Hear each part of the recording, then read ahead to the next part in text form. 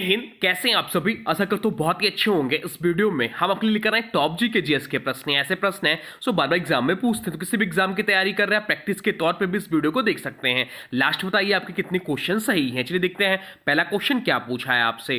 पहला क्वेश्चन जो पूछा है वह पूछा है, हाल ही में किस फिल्म ने आईफा अवार्ड्स 2025 में सर्वश्रेष्ठ फिल्म अवार्ड जीता है? बताइए राइट आंसर क्या हो जाएगा। राइट आंसर कमेंट बॉक्स में लिख दीजिए। तो राइट आंसर जो हो जाएगा वो हो जाएगा ऑप्शन सी, लापता लेडीज ने। आईफा अवार्ड्स 2025 का आयोजन 8 से 9 मार्च 2025 को जयपुर में हुआ था, जो इस प्रतिष्ठित अवार्ड शो का 25वां सिल्वर जुबली संस्करण था। लापता लेडीज ने इस समारोह में 10 पुरस्कार जीते, जिनमें प्रमुख पुरस्कार सर्वश्रेष्ठ फिल्म भी शामिल है।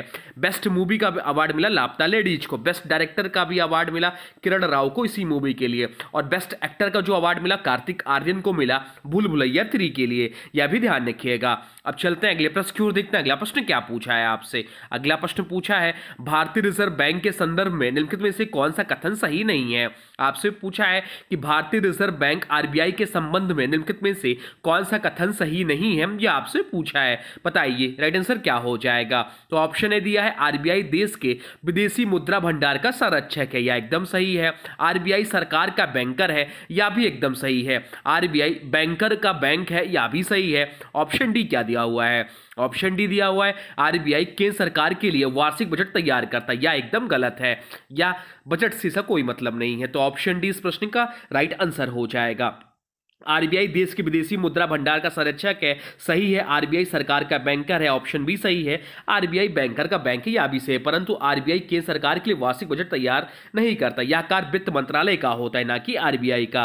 बाकी बात करें भारतीय रिजर्व बैंक की, तो इसकी स्थापना हुई थी 1 अप्रैल 1935 को आरबीआई एक्ट 1934 के तहत। प्रारंभिक मुख्यालय से कोलकाता में था, बाद में 1937 में मुंबई स्थानांतरित हुआ। इसका जो राष्ट्रीयकरण हुआ था वह 1 जनवरी 1949 को हुआ था। प्रथम गवर्नर कौन थे? तो प्रथम गवर्नर सर ऑसबोर्न स्मिथ थे। प्रथम भारतीय गवर्नर सीडी देशमुख थे। वर्तमान गवर्नर कौन है? तो वर्तमान गवर्नर संजय मल्होत्रा साहब हैं, कि 25वें नंबर के गवर्नर हैं। अब चलते हैं अगले प्रश्न की ओर, देखते हैं अगला प्रश्न क्या पूछा है आपसे। अगला प्रश्न पूछा है, बीटिंग द रिट्रीट आधिकारिक तौर पर भारत के किस राष्ट्रीय उत्सव की समाप्ति को दर्शाता है? बताइए राइट आंसर क्या हो जाएगा। बताइए। तो राइट आंसर हो जाएगा ऑप्शन डी, गणतंत्र दिवस। इस प्रश्न का राइट आंसर हो जाएगा। बीटिंग द रिट्रीट समारोह हर साल 29 जनवरी को नई दिल्ली के विजय चौक पर आयोजित होता है। यह कार्यक्रम गणतंत्र दिवस 26 जनवरी के उत्सव का औपचारिक समापन है। इस समारोह में सेना, वायुसेना और नौसेना के बैंड देशभक्ति की धुनें बजाते हैं। परंपरा ब्रिटिश काल से आई थी, जब युद्ध के बाद सैनिक बिगुल बजाकर शिविर लौटते थे। अब चलते हैं अगले प्रश्न की ओर, देखते हैं अगला प्रश्न क्या पूछा है आपसे। अगला प्रश्न जो पूछा है वह पूछा है, भारतीय संविधान की कौन सी अनुसूची नगर पालिकाओं से संबंधित है? आपसे पूछा है कि भारतीय संविधान की कौन सी अनुसूची नगर पालिकाओं से संबंधित है। बताइए राइट आंसर क्या हो जाएगा। राइट आंसर हो जाएगा ऑप्शन डी, 12वीं अनुसूची। इस प्रश्न का राइट आंसर हो जाएगा। 12वीं अनुसूची 74वां संविधान संशोधन अधिनियम 1992 के तहत नगर पालिकाओं को मान्यता दी गई है। इसमें नगर पालिकाओं के 18 विषय सूचीबद्ध किए गए हैं, जैसे नगरीय योजना, सड़कें, जलपूर्ति, सफाई, स्ट्रीट लाइट, स्वास्थ्य, सार्वजनिक परिवहन आदि। इसका उद्देश्य शहरी स्वशासन को मजबूत बनाना है। बाकी विकल्पों को बताएं तो 9वीं अनुसूची भूमि सुधार और कृषि संबंधी कानूनों को न्यायिक समीक्षा से बाहर रखने के लिए है। 10वीं अनुसूची जो दल बदल कानून से संबंधित है। 11वीं अनुसूची पंचायतों से संबंधित, जिसमें 29 विषय सूचीबद्ध हैं, और 12वीं अनुसूची नगर पालिकाओं से संबंधित है, जिसमें कि 18 विषय शामिल है।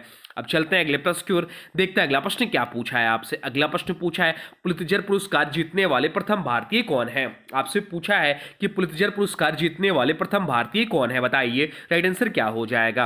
राइट आंसर हो जाएगा ऑप्शन ए, गोविंद बिहारी लाल। इस प्रश्न का राइट आंसर हो जाएगा। गोविंद बिहारी लाल पहले भारतीय थे जिन्हें पुलित्जर पुरस्कार 1937 से सम्मानित किया गया। वह एक विज्ञान लेखक और पत्रकार थे। उन्हें सैन फ्रांसिस्को कॉर्निकल में विज्ञान संबंधी रिपोर्टिंग के लिए पुरस्कार मिला।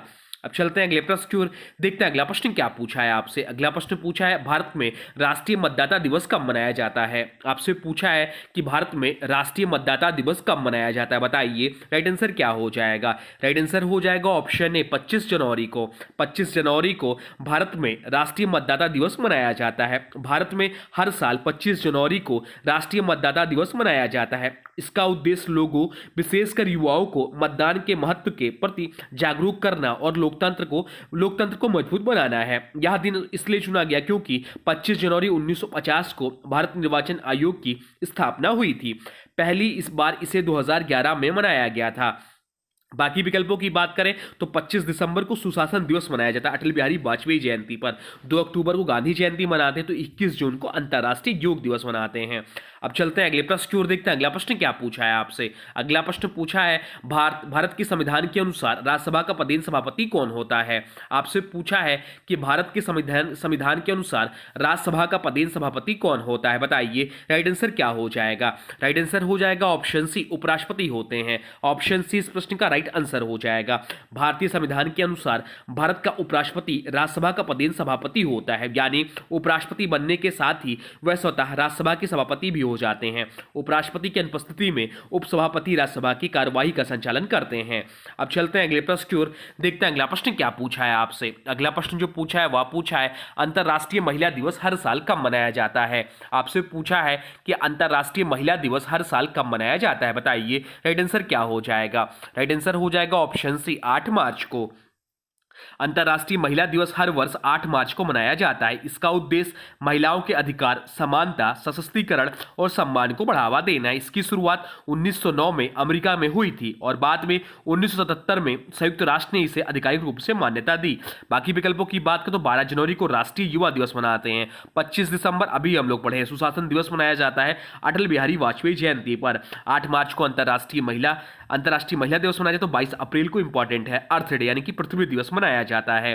अब चलते हैं अगले प्रश्न की ओर, देखते हैं अगला प्रश्न क्या पूछा है आपसे। अगला प्रश्न पूछा भारत के निम्नलिखित में से किस राज्य में बोनालू पर्व मनाया जाता है। इंपॉर्टेंट प्रश्न है, या मार्क कर लीजिए। आपसे पूछा कि भारत के निम्नलिखित में से किस राज्य में बोनालू पर्व मनाया जाता है, बताइए राइट आंसर क्या हो जाएगा। राइट आंसर हो जाएगा ऑप्शन बी, तेलंगाना इस प्रश्न का राइट आंसर हो जाएगा। बोनालू पर्व तेलंगाना राज्य का प्रसिद्ध लोक धार्मिक पर्व है। यह मुख्य रूप से हैदराबाद, सिकंदराबाद और गोलकोंडा क्षेत्र में बड़ी धूमधाम से मनाया जाता है। यह त्योहार महाकाली देवी को समर्पित है।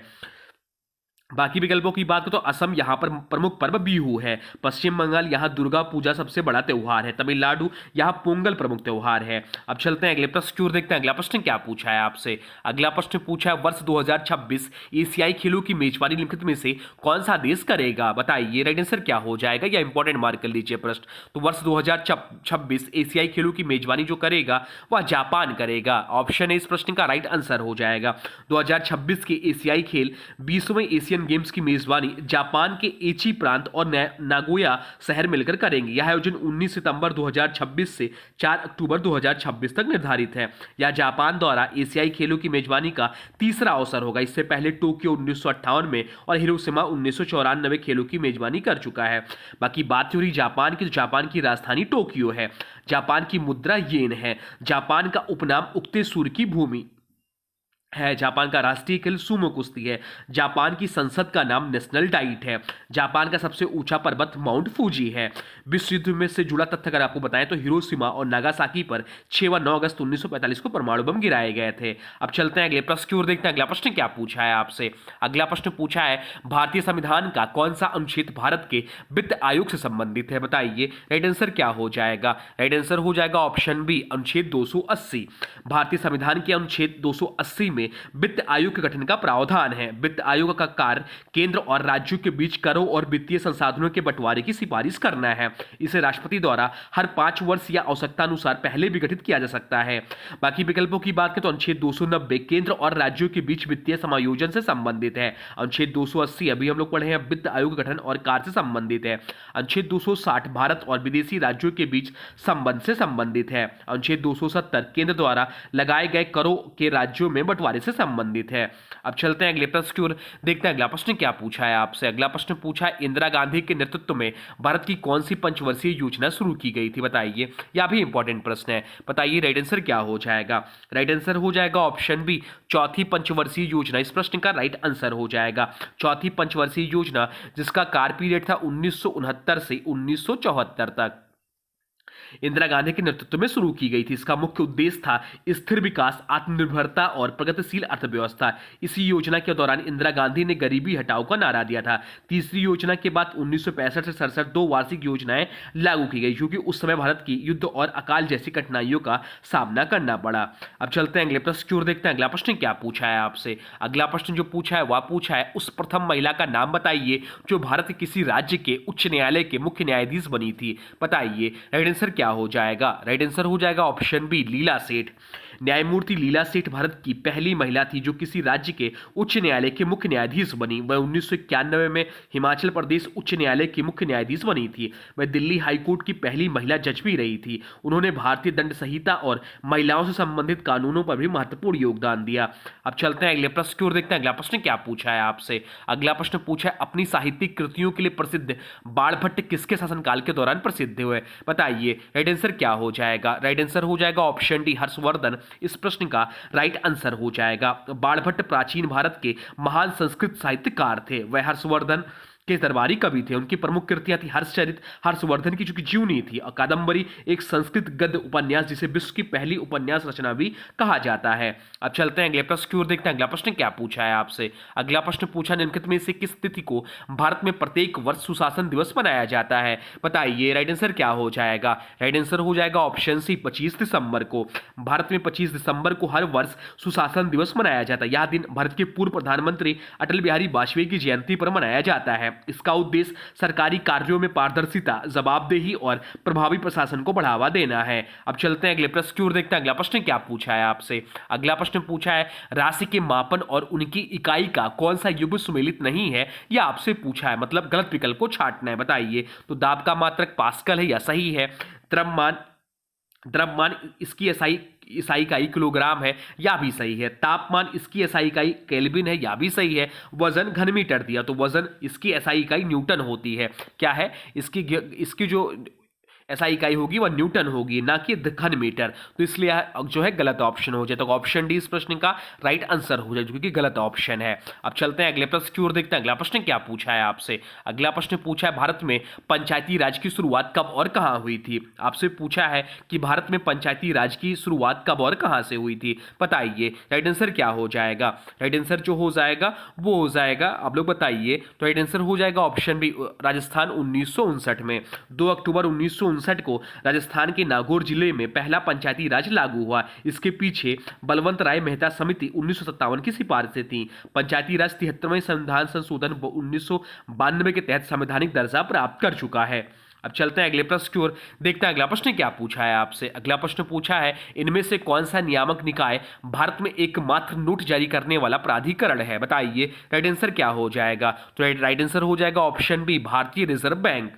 भारतीय रिजर्व बैंक भारत में एकमात्र नोट जारी करने वाला प्राधिकरण है। यह भारत का केंद्रीय बैंक है और मौद्रिक नीति, मुद्रा आपूर्ति और बैंकिंग व्यवस्था के नियंत्रण का कार्य करता है। इसकी स्थापना 1 अप्रैल 1935 को हुई थी, एक्ट 1934 के तहत। बाकी विकल्पों का बताएं तो भारतीय लघु उद्योग विकास बैंक सिडबी लघु उद्योगों को वित्तीय सहायता प्रदान करता है। भारतीय बीमा नियामक एवं विकास प्राधिकरण या बीमा क्षेत्र का नियमन करता है। भारतीय प्रतिभूति और विनिमय बोर्ड से भी शेयर बाजार और प्रतिभूति बाजार का नियमन करता है। अब चलते हैं अगले प्रश्न की ओर, देखते हैं अगला प्रश्न क्या पूछा है आपसे। अगला प्रश्न पूछा है, भारतीय राष्ट्रीय कांग्रेस के दूसरे अधिवेशन के अध्यक्ष कौन थे? आपसे पूछा है कि भारतीय राष्ट्रीय कांग्रेस के दूसरे अधिवेशन के अध्यक्ष कौन थे? बताइए। राइट आंसर क्या हो जाएगा? राइट आंसर हो जाएगा ऑप्शन ए, दादा भाई नौरोजी। इस प्रश्न का राइट आंसर हो जाएगा। भारतीय राष्ट्रीय कांग्रेस का दूसरा अधिवेशन 1886 में कलकत्ता यानी कि कोलकाता में हुआ था। इसके अध्यक्ष दादा भाई नौरोजी थे। वह कांग्रेस के वरिष्ठ नेता और grand old man of India कहे जाते हैं। पहले अधिवेशन 1885 के अध्यक्ष व्योमेश चंद्र बनर्जी थे। अब चलते हैं अगले प्रश्न की ओर, देखते हैं अगला प्रश्न क्या पूछा है आपसे। अगला प्रश्न पूछा है, बस्तर दशहरा निम्नलिखित में से किस राज्य में मनाया जाता है? आपसे पूछा है कि बस्तर दशहरा निम्नलिखित में से किस राज्य में मनाया जाता है? बताइए। राइट आंसर क्या हो जाएगा? राइट आंसर हो जाएगा ऑप्शन सी, छत्तीसगढ़ राज्य में। बस्तर दशहरा छत्तीसगढ़ के प्रसिद्ध क्षेत्र में बस्तर दशहरा छत्तीसगढ़ के बस्तर क्षेत्र में मनाया जाने वाला प्रसिद्ध उत्सव है। भारत का सबसे लंबा चलने वाला दशहरा पर्व है, जो लगभग 75 दिनों तक चलता है। यहाँ यह त्योहार स्थानीय आदिवासी परंपराओं और देवी दुर्गा की पूजा से जुड़ा होता है। बाकी बात हो रही छत्तीसगढ़ की, तो छत्तीसगढ़ भारत का 26वां राज्य जो 1 नवंबर 2000 को मध्य प्रदेश से अलग होकर अस्तित्व में आया। इसकी राजधानी रायपुर है। यह राज्य खनिज संपदा में भारत से सबसे समृद्ध राज्यों में से गिना जाता है। तो ये रहे आपके टॉप जी के जीएस के प्रश्न जो आपके आने वाले एग्जाम के लिए बहुत ही महत्वपूर्ण है। अब आज के वीडियो से प्रश्न है, इसका राइट आंसर आप लोगों को कमेंट बॉक्स में बताना है। आज के वीडियो से प्रश्न है, भारत में राष्ट्रीय मतदाता दिवस कब मनाया जाता है। आपसे पूछा है कि भारत में राष्ट्रीय मतदाता दिवस कब मनाया जाता है। इसके बारे में जो भी कुछ जानते हैं कमेंट बॉक्स में लिख दीजिए। और हाँ, देखिए अभी तक आपने वीडियो को लाइक नहीं किया है तो प्लीज वीडियो को लाइक कर दीजिए और चैनल पर नए हैं चैनल को सब्सक्राइब भी कर लीजिए। तो चलिए मिलते हैं एक नए वीडियो में, तब तक के लिए thanks for watching railway exam target channel को।